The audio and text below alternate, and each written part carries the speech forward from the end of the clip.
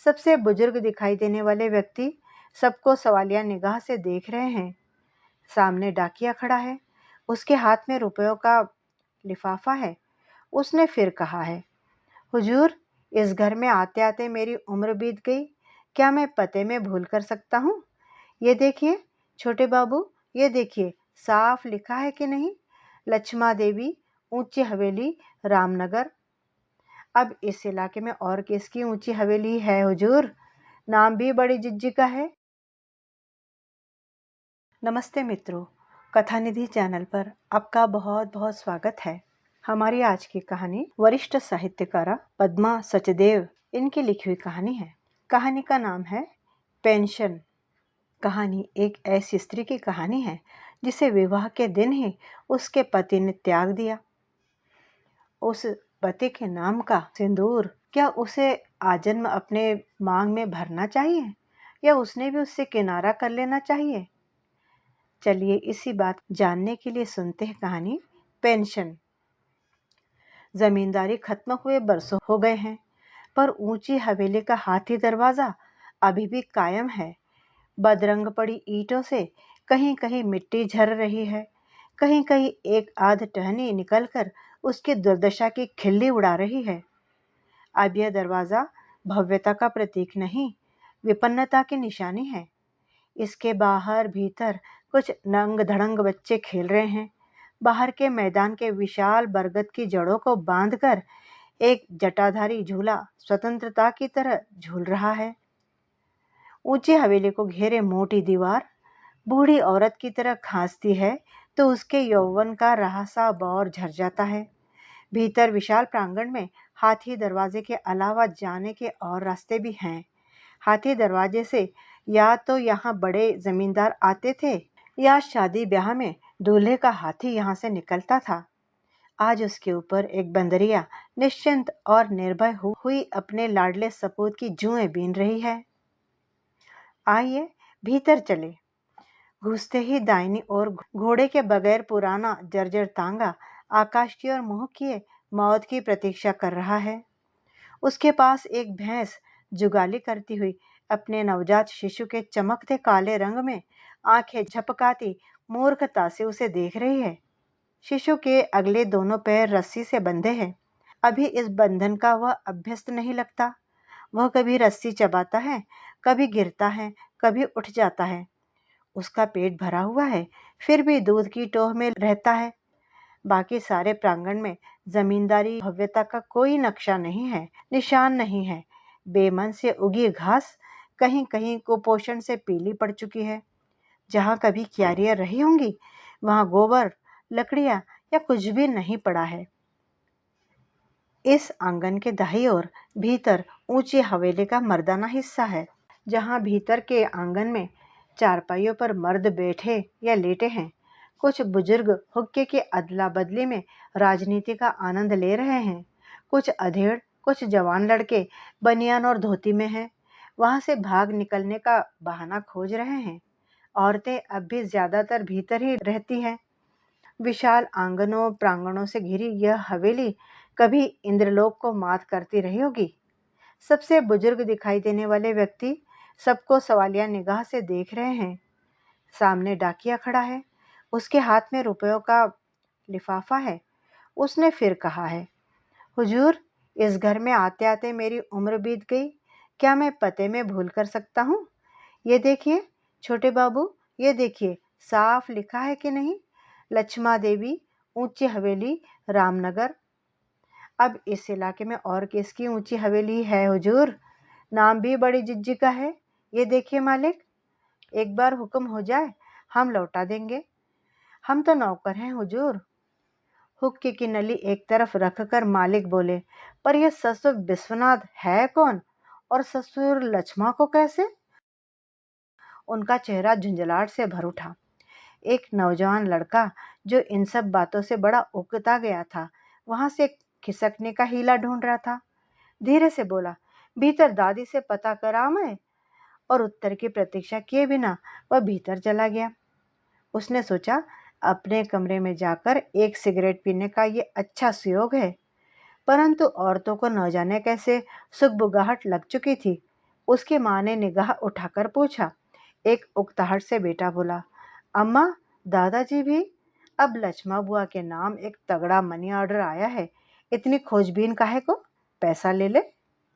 पर money order है किसका? कहा ना, लक्ष्मा बुआ का।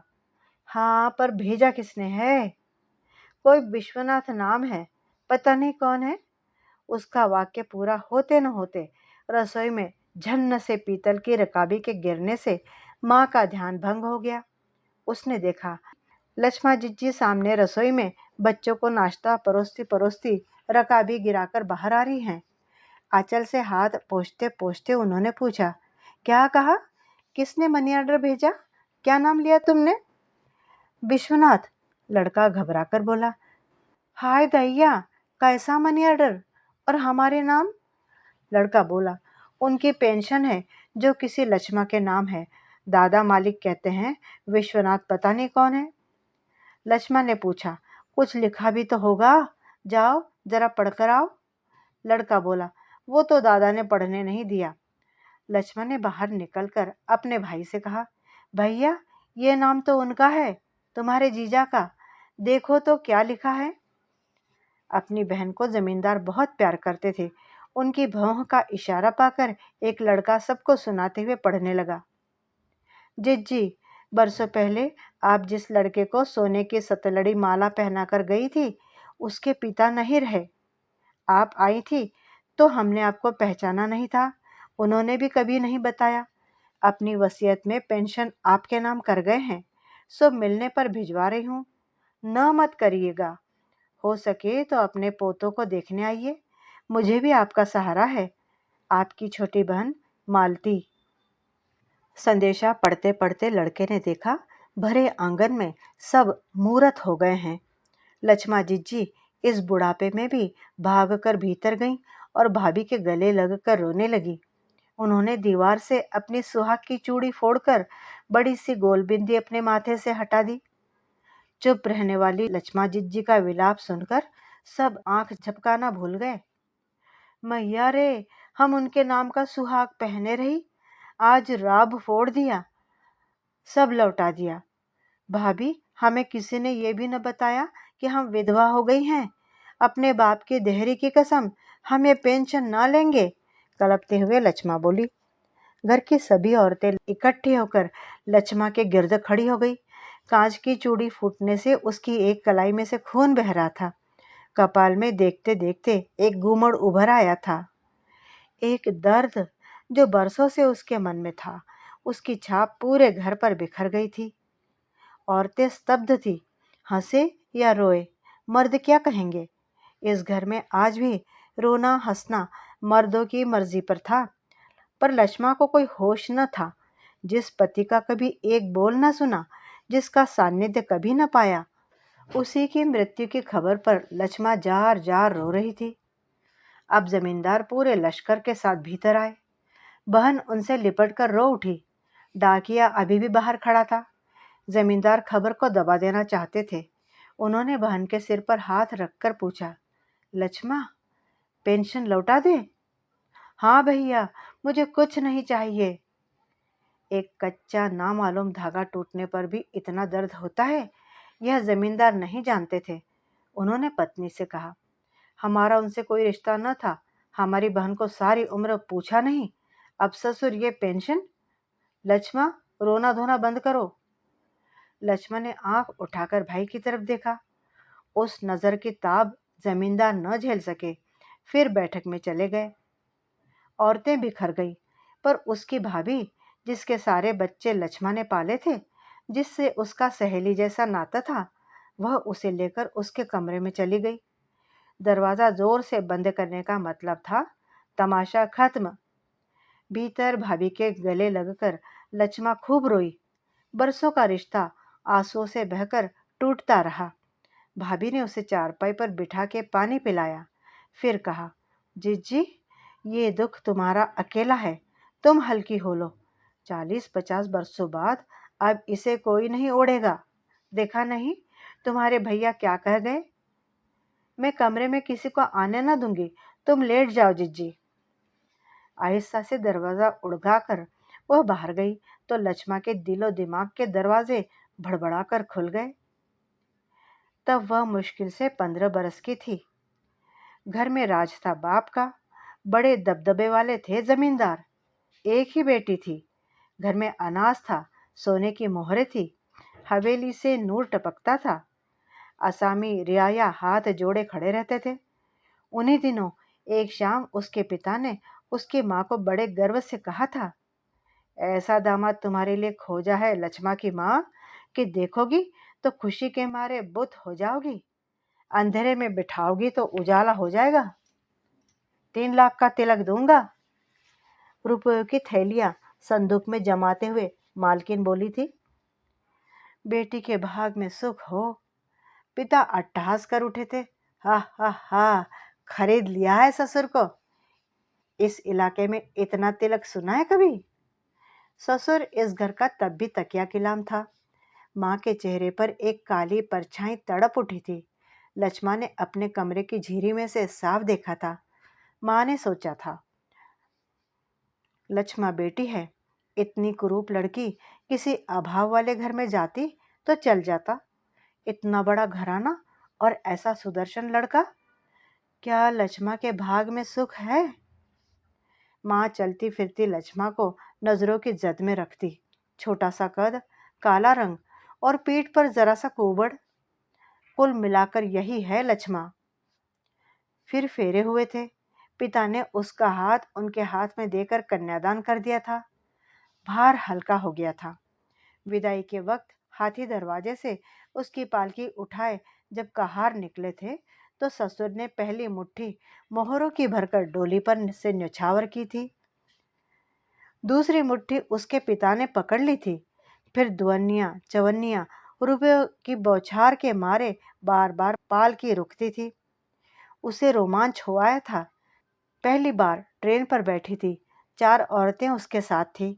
गहनों कपड़ों से लदी लक्ष्मा के भाग पर सब ईर्ष्या कर रहे थे, पर भाग्य शरारती घोड़े की तरह बिदक रहा था उससे। फिर उसे याद आया वो सोने का सतलड़ा हार जिसे फेरों के बाद पति ने उसके गले में पहनाया था। उसके भार से उसकी पतली गर्दन झुक झुक जा रही थी। उसका ठंडा ठंडा स्पर्श उसे गुदगुदा रहा था। उसे औरतों के साथ अलग डिब्बे में बिठाया गया था। बार बार प्लेटफॉर्म पर आकर कोई न कोई पूछ जाता था। जहां भी गाड़ी रुकती उसका दिल धड़कने लगता, कहीं नौशाही न आ जाए। फिर रास्ते में एक जगह गाड़ी रुकी थी। कोई भैंसा कट गया था। उसके डिब्बे के सामने ही एक कुआं था जहां औरतें पानी भर रही थी। वहां गाड़ी काफी देर तक रुकी थी। औरतें मजाक कर रही थी। दूल्हा कई बार डिब्बे के पास तक आते हैं फिर चले जाते। लक्ष्मा की एक अंगूठी कहीं डिब्बे में गिरी थी। सब ढूंढ रही थी। वह भी झुककर देखने लगी थी। सतलड़ा पतली गर्दन में झूल रहा था। अचानक पानी की बोतल के टूटने की आवाज आई। उसने देखा, टकटकी लगाए उसका दूल्हा उसे ही देख रहा था। उसका मुंह खुला था, जैसे कई दिनों की बारिश के बाद सूर्य निकल आया हो। अचानक वह सिर झटक कर मुंह घुमाकर चल दिया। लक्ष्मा झुकी की झुकी रह गई। उसे लगा बोतल नहीं टूटी, उसका भाग्य ही टूट गया है। इतना सुंदर पुरुष क्या उसे अपनाएगा? उसने घबराकर आंचल में मुंह छुपा लिया और डर के मारे रोने लगी। औरतों ने समझा कि अंगूठी के लिए रो रही है। एक बोली, इस डिब्बे से अंगूठी कहीं नहीं जाएगी बिटिया। लक्ष्मा ने शकुंतला की कहानी पढ़ी थी। उसे याद आने लगी। उसको लगा शकुंतला की अंगूठी तो मिल गई थी, लक्ष्मा की पता नहीं मिलेगी भी या नहीं। फिर वह चिंता ही में सो गई थी। सरकती ट्रेन में दुल्हे का दिमाग भी झंझना उठा होगा। वे फिर बाद में लक्ष्मा ने सुना था डिब्बे में गए ही नहीं, दरवाजे पर खड़े रहे। पता नहीं कब हर हराती विशाल नदी के ऊपर से ट्रेन गुजरी और कब उन्होंने छलांग लगा दी। वह एक कुशल तैराक थे, किनारा पा लिया, पर उसे हमेशा के लिए डुबो गए। सबसे कठिन वह क्षण था जब ससुराल में अगवानी करने स्त्रियां आई। दूल्हा गायब था। सास ने पति को देखा। पति ने आंखों ही आंखों में बरज दिया। दुल्हन भीतर गई। उसे भी मालूम हो चुका था दूल्हा भाग गया है। उसे तो तभी से मालूम था जब सूर्य जैसी उज्जवल और सुंदर सधी हुई तीर जैसी आंखों ने उसे चकाचौंध किया था। सास भी वैसी ही सुंदरी थी। जब उन्होंने बहू का मुंह देखा तो निश्वास लेकर कहा था, मेरा बेसवा अब न लौटेगा। उसे उस क्षण लगा था वह इस घर की दीवार बन जाए जिसमें आंखें हो पर कान न हो। उसके ससुर के हुक्म के मुताबिक उसे किसी ने कुछ न कहा था। ससुर के यहाँ से बुलावे आते रहे पर बाप ने फिर उसे कभी वापस न भेजा। हमारे घर में हमारी बेटी के खाने को बहुत है। इस ताले ने ससुराल की देहरी बंद कर दी। जब ससुराल से लौटी थी तो औरतों के चेहरों पर भी ताले जड़े हुए थे। हलवाइयों के साथ सारा चाव भी उठ गया था उसका। लक्ष्मा मैके आ गई थी। एक जमाना हो गया उस बात को। फिर एक बार हिंदी का अखबार खोला था तो वही खड़े थे कुछ मर्द डाकुओं के साथ, हाथ में डंडा लिए। बहुत बड़े अफसर हो गए थे। तब से लक्ष्मा ने नियमित अखबार पढ़ना शुरू किया था। लक्ष्मा ने उठकर अलमारी खोली। मखमल से जड़े एक डिब्बे में अखबार की कई कतरनें थी। उसने एक एक करके पढ़नी शुरू की। जैसे स्त्रियां जवानी के दिनों में पति द्वारा लिखे गए प्रेम पत्र दोबारा दोबारा पढ़ती हैं, वैसी ही कर्मठ ऑफिसर विश्वनाथ डाकुओं के साथ ऐसी कई कतरनें थी। विश्वनाथ ने बीहड़ में डाकुओं को जा पकड़ा। जयप्रकाश नारायण ने विश्वनाथ को भारत माता का कर्मठ सिपाही कहा। फिर एक खबर, विश्वनाथ को पुत्र रत्न की प्राप्ति। लक्ष्मा की आंखें भर आई। उसने इस छोटी सी खबर को फिर पढ़ा, शायद 25-30 बरस पुरानी खबर, और उसे याद आया भाभी के साथ तीर्थ यात्रा पर गई थी। रास्ते में ही तो पड़ा था उनका शहर। सभी स्त्रियां नहा धो रही थी। वेटिंग रूम उनके शोरोगुल से चहक रहा था। तभी उसने भाभी से लिपट कर कहा था, भाभी, उनका पुत्र हुआ है। तुम्हारे चरण धो धो कर पीऊंगी। सिर्फ एक क्षण जाने दो। वे तो दफ्तर में होंगी। अगली ट्रेन 3 घंटे बाद है। मैं तो 3 मिनट में ही लौट आऊंगी। फिर वे दोनों रिक्शा में गई थी। रिक्शा वाला घर जानता था। भाभी तो भीतर नहीं गई, लक्ष्मा गई थी। बाहर खड़े संतरी ने पूछा था, किससे मिलना है? खून का घूंट भरकर हंसते हुए लक्ष्मा ने कहा था, हमारी छोटी बहन को बेटा हुआ है, सो देखने आई हूँ। भीतर द्वार पर उसके पांव ठिठके थे, पर सोचा शायद जो उसका श्राद्ध करे उसे एक नजर देख तो लूं। एक नौकरानी उसे भीतर ले गई थी। पलंग पर बैठी थी वह सुंदर स्त्री जिसकी गोद में उसका बेटा था, उसके पति का बेटा, पिता जैसा सुंदर बेटा। सुंदर स्त्री उसे काजल लगा रही थी। पहलौठी का बेटा था। अपनी माँ को कजरारी आंखों से टुकुर टुकुर ताक रहा था। सुंदर स्त्री ने देखा और अपने चमेली जैसे दांत बिखरा कर कहा, आइए, भीतर आइए ना। फिर पलंग पर ही बिठा लिया। मोटे मोटे सोने के गोखरू और सतलड़ा ही लक्ष्मा को कुलीन बनाते थे। लक्ष्मा ने सुंदर स्त्री को गले लगाया, फिर उसके बेटे को गोद में लिया। गले में पड़ा सतलड़ा उसने बेटे के गले में डाल दिया। सुंदर स्त्री बोली थी, यह तो इतना भारी सोना है, मैं उनसे पूछे बिना न लूंगी। उनको कहना ये पीतल है, सोना नहीं है।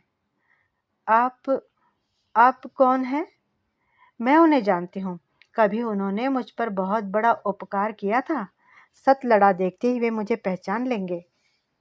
पर वे कुछ कहें तो? कुछ न कहेंगे। उनका माल उन्हीं को लौटा रही हूँ। मेरी उम्र भी बबुआ को लगे। अब जाती हूँ बहन। कुछ लीजिए ना। बहुत लिया है, अब और नहीं। लक्ष्मा ने धीरे से बालक को उसकी गोद में दे दिया और तीर की तरह बाहर निकल आई थी। आज वह भी बाप बन गया है। कितना अरसा निकल गया। एक कतरन पर लक्ष्मा लिखा हुआ मिट सा गया था। फिर भी वह पढ़ सकी। जिसकी खबर अखबारों से पता चले उसका मोह कैसा। पर मोह तो था। उसकी रुलाई फिर उमड़ पड़ी। फिर वह आखिरी कतरन। डाकुओं ने उनकी एक टांग और एक हाथ नाकारा कर दिए। बच तो गए थे, पर उन्होंने सरकार से विनय करके पेंशन ले ली थी। तब से उनकी कोई खबर नहीं आई। बस आई है यह पेंशन उनकी मौत का संदेशा लेकर, उसके सुहाग लुट जाने का पैगाम लेकर। इन सालों में उसने सुहाग के व्रत रखे हैं, पार्वती को पूजा है, त्योहारों पर लाल हरी चूड़ियां पहनी है, मांग भरी है, लाल चुनरी ओढ़ी है, और पति की अखबार वाली कतरने और फोटो काट काट कर संदूक में रखे हैं। न मिला हो पति का संग, पर उम्र तो उसने उनके नाम से ही काटी है। माँ बाप चले गए, जमींदारी रूठ कर चली गई, वह हाथी द्वार जिससे होकर कभी उसका दूल्हा हाथी पर बैठकर आया था, वह भी ढहने को है। तब से तीसरी पीढ़ी घर में शोभा बढ़ा रही है।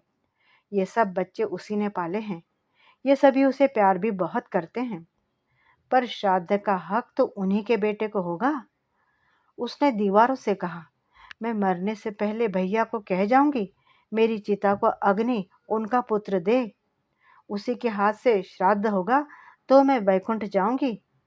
उनके पास पेंशन भी तो मुझे ही दे गए हैं। इस विचार के आते ही अचानक वह चारपाई से उठ बैठी, तेजी से बाहर आकर भाई से बोली, भैया, डाकिये को खबर कर दो, दौड़ा दो किसी को, मैं यह पेंशन लूंगी। हाँ, मैं यह पेंशन लूंगी। मित्रों, अभी आप सुन रहे थे पद्मा सचदेव जी की लिखी हुई कहानी पेंशन। क्या लक्ष्मण ने पेंशन लेने का निर्णय लेकर सही काम किया या गलत? कमेंट बॉक्स में ज़रूर लिखिए। कहानी अच्छी लगी हो तो एक लाइक भी कीजिए, और चैनल पर नए हैं तो चैनल को सब्सक्राइब कर लीजिए। कहानी सुनने के लिए बहुत बहुत धन्यवाद। आपका दिन शुभ हो।